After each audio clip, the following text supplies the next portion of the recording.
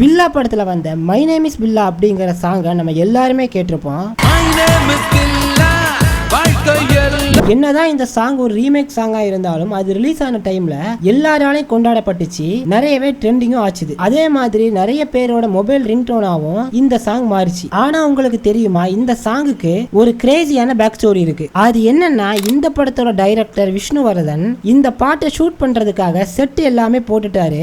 அதே மாதிரி நடிக்கிறதுக்காக ஆர்டிஸ்டும் வர ஆரம்பிச்சிட்டாங்க. பட் யுவன் இன்னும் பாட்டு கொடுக்கல. வேற வழி இல்லாம விஷ்ணுவர்தன் அவருக்கு எந்தெந்த மாதிரிலாம் ஷார்ட்ஸ் வேணுமோ அந்த மாதிரி எல்லாம் எடுக்க ஆரம்பிச்சிட்டாரு. கொஞ்ச நேரத்துக்கு அப்புறம் தான் யுவன் மை நேம் இஸ் பில்லா அப்படிங்கிற சாங்கையே விஷ்ணுவர்தனுக்கு அமைச்சிருக்காரு. சோ கடைசி இருந்த கொஞ்ச டைம்ல தான் பாட்டுக்கு ஏத்த மாதிரியான ஷார்ட்ஸை விஷ்ணுவர்தன் லாஸ்ட் மினிட்ல தான் எடுத்திருக்காரு. இதனால தான் நீங்க சாங்ல கவனிச்சீங்கன்னா நிறைய மோண்டேஜ் வீடியோஸ் இருக்கும். இதை நான் சொல்லல, ஒரு இன்டர்வியூல விஷ்ணுவர்தனே சொல்லியிருக்காரு.